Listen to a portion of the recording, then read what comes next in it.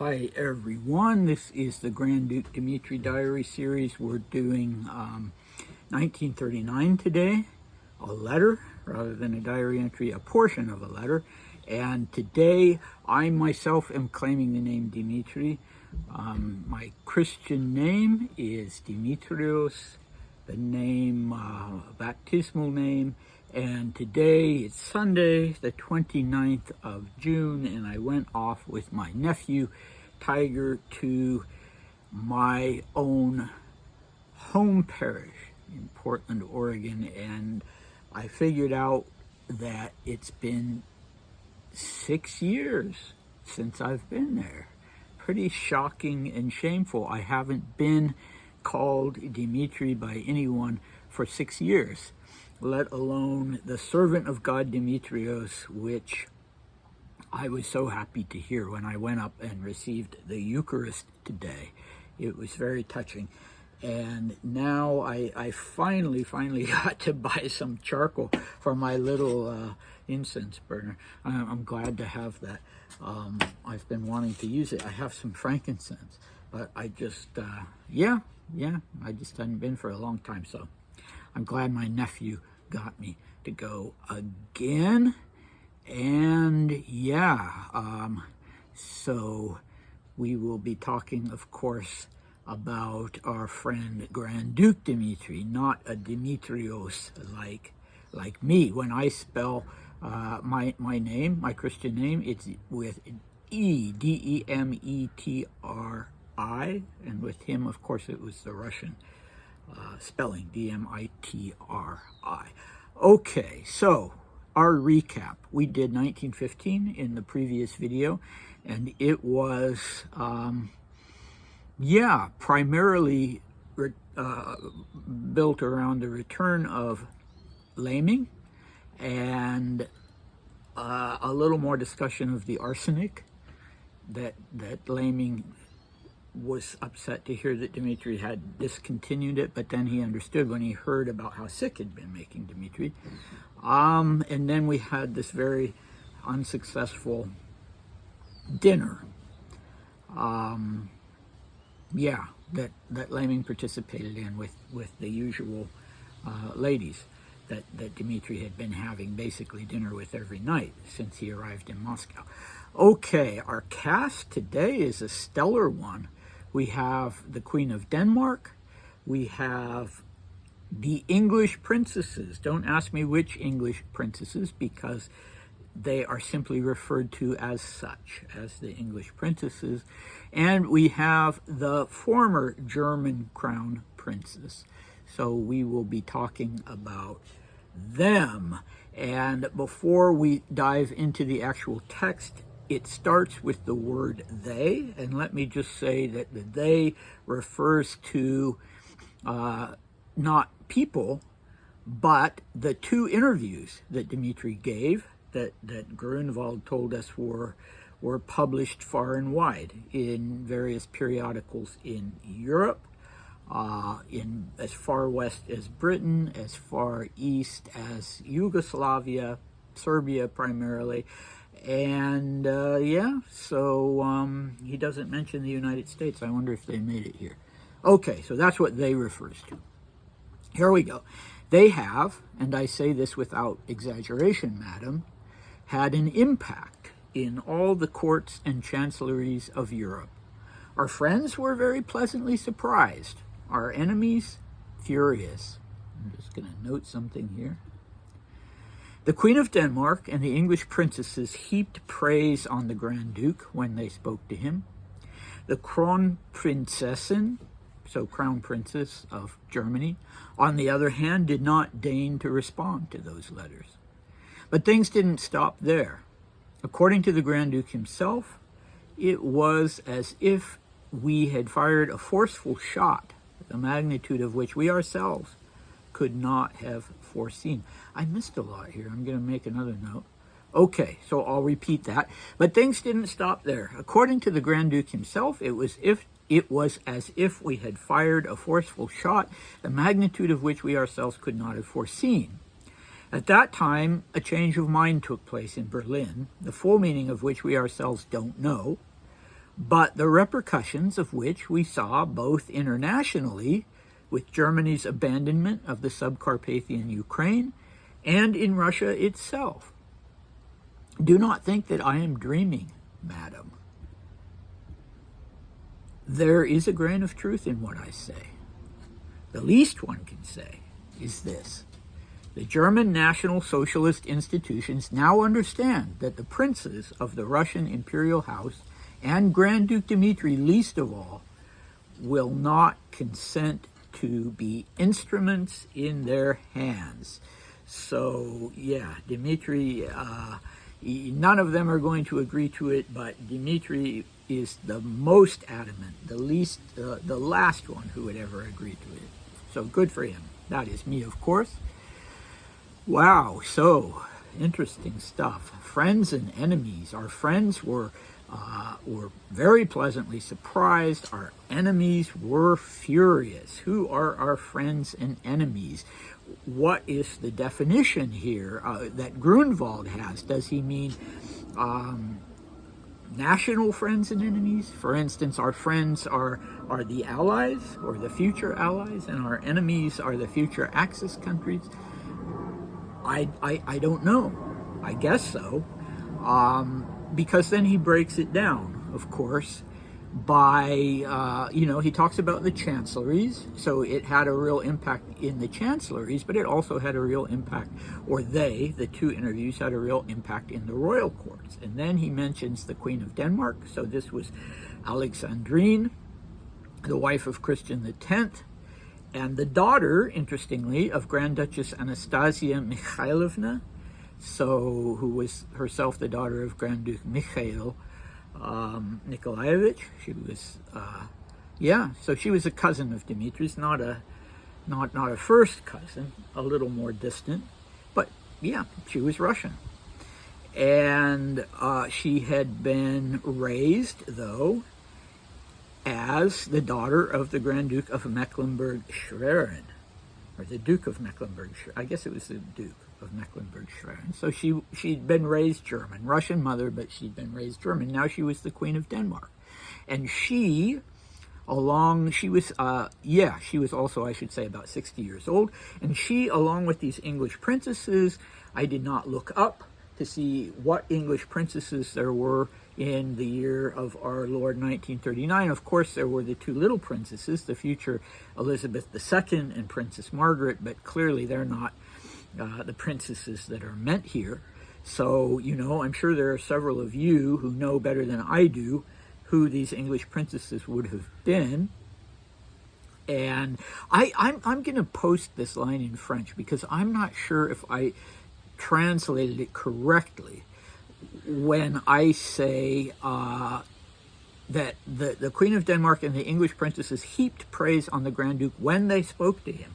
And that's the part I'm not sure about, when they spoke to him. Did they speak to him? He was in... Yeah, they may have.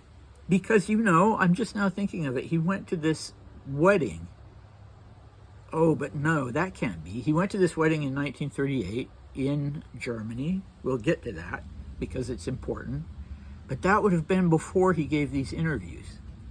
And then the next line saying that the Crown Princess of Germany, the former Crown Princess of Germany, she was upset and she did not deign to respond to those letters. So I'm wondering, on the basis of that last remark, if maybe Dmitri, after having given these interviews, wrote sort of explanatory letters to various of his royal relatives. And one of them was, what was her name? Cecily of Mecklenburg-Schwerin. So she's the sister of the Queen of Denmark. Her husband is the former Crown Prince, so Wilhelm, the former Crown Prince of Germany. So both of these sisters were from Mecklenburg-Schwerin. One of them, the Queen of Denmark, responds very positively to these interviews and to Dmitri's statement and his stance. The other one, Crown Princess Cecily, does not respond in a positive way. In fact, she doesn't respond at all. So we can't really say that she had responded in a negative way, but she just didn't answer. If he wrote to her, she didn't answer, whereas the other ladies apparently were delighted, surprised. Why were they surprised? I don't know. Why were they surprised? Was it because of the stance he took, or just the fact that he gave these interviews? I don't know. But they, if indeed it was a matter of letters, they heaped praise on him in their letters back to him. Okay, yeah.